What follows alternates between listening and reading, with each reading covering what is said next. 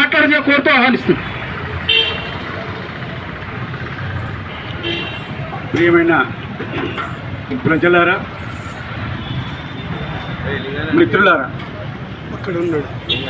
ఈ రోజు నుండి 9వ తారీఖు వరకు అమరవీరుల సంస్మరణ సభలు జరపాలని చెప్పి సిపిఐఎంఎల్ న్యూ డెమోక్రసీ పార్టీ పిలుపునిచ్చింది.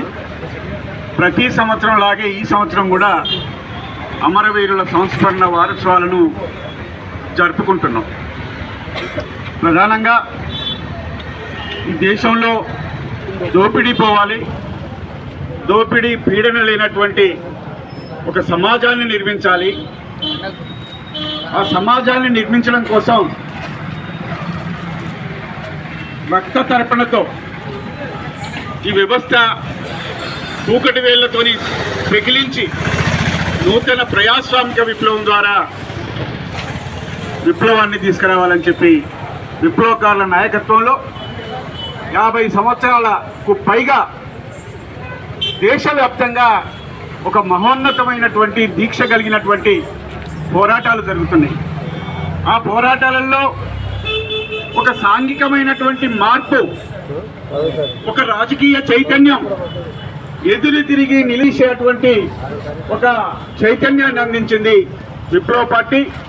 అంతేకాకుండా ఫారెస్టు ప్రాంతాలలో, గోదావరి లోయ పరివాహక ప్రాంతంలో అనేక విజయాలు సాధించింది. బుక్కడి బువ్వ కోసం, బువ్వ పెట్టడం కోసం లక్షలాది ఎకరాల బంజర భూములను, దొరల దగ్గర ఉన్నటువంటి పోరంపోకు పంచరాయి భూములను పోరాటాల ద్వారా పేద ప్రజలకు అందించింది. ఇవాళ పాలక వర్గాలు దేశంలో 75 సంవత్సరాలకు పైగా పరిపాలన కొనసాగిస్తున్నారు. 75 సంవత్సరాలుగా ప్రజల దైనందిన సమస్యలు ఏది కూడా పరిష్కారం కాలేదు, ఇంకా పెరిగిపోతున్నాయి. బాధలు పెరుగుతున్నాయి, కష్టాలు పెరుగుతున్నాయి, కూడు లేనటువంటి స్థితి, పేదరికం పెరుగుతుంది.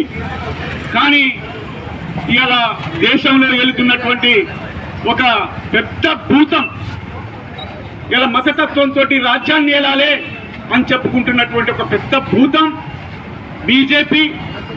ఇవాళ నక్సలిజాన్ని పెకలిస్తున్నాం, నక్సలైట్లు లేనటువంటి సమాజాన్ని నిర్మిస్తాం, నక్సలైట్లు లేనటువంటి దేశాన్ని నిర్మిస్తాం అని చెప్పి ప్రగల్భాలు పలుకుతున్నారు.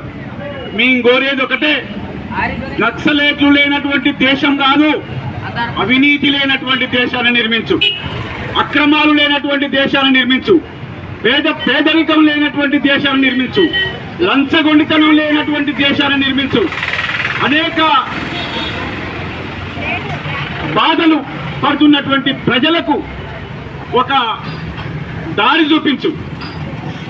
ఇలా అనేక కుంభకోణాలు, అనేక అవినీతి అక్రమ మార్గాల ద్వారా మతాన్ని అడ్డుపెట్టుకొని, రాముణ్ణి అడ్డుపెట్టి ఇలా పేద ప్రజల అమాయకత్వంతో ఇలా రాజ్యాన్ని వెళ్తున్నటువంటి పాలక వర్గాలు, ఇలా ఏజెన్సీలో ఉన్నటువంటి అనేక సంపదను మొత్తం కూడా బహుళజాతి కంపెనీలకు, ప్రధానంగా అదానీ అనేటోనికి, అంబానీ అనేటోనికి కట్టబెట్టడం కోసం ఇలా వేల లక్షల కోట్ల దాన్ని మొత్తం ఖనిజాలను వాళ్ళని కట్టబెట్టడం కోసం ఇలా ప్రయత్నాలు చేస్తున్నారు. అందుకోసం దానికి నక్సలైట్లు అడ్డంగా ఉన్నారు. నక్సలైట్ ఉద్యమం బలంగా ఉన్నది, బాగా వేళ్ళూనుకొని పోయి ఉన్నది. వాళ్ళుంటే ఈ ఖనిజ సంపదను మనం దోచుకోలేం, బహుళజాతి సంస్థలకు దాన్ని కట్టబెట్టలేం, మన పనులు ఉడకవు అనేటువంటి దాంతో లక్షలాది సైన్యాన్ని అడవిలో దింపి ఇలా పోరాటవాదులను, విప్లవకారులను ఊచకోతకొస్తున్నటువంటి పరిస్థితి మనం చూస్తున్నాం. ఇలా ఆ పరిస్థితి ఇలా పోలీసులు కావచ్చు, పేద ప్రజలుగా ఉన్నటువంటి పోలీసులు డిఆర్జీ అనేటువంటి ఒక సైన్యాన్ని ఏర్పాటు చేసి ఇలా తుదముట్టించడం కోసం, నిర్మూలించడం కోసం పడరాన్ని పాటుపడితే, మరి ఆ డిఆర్జీకి నక్సలైట్లు పోయిన తర్వాత వాళ్ళ పేదరికం పోతుందా, వాళ్ళకు సమస్యలు ఉండవా, వాళ్లకు అనేక సౌకర్యాలు ఈ బీజేపీ ప్రభుత్వం కల్పిస్తుందా అని చెప్పి మేము ప్రశ్నిస్తున్నాం. అదే కాకుండా ఈ దేశంలో మొత్తం బహుళజాతి కంపెనీలకు, విదేశ సామ్రాజ్యవాద కంపెనీలకు అనేక రకాలైనటువంటి పబ్లిక్ రంగ పరిశ్రమలను కట్టబెట్టడానికి ప్రయత్నం చేస్తుంది. LICని కట్టబెట్టిండు, రైల్వే రంగాన్ని కట్టబెట్టిండు.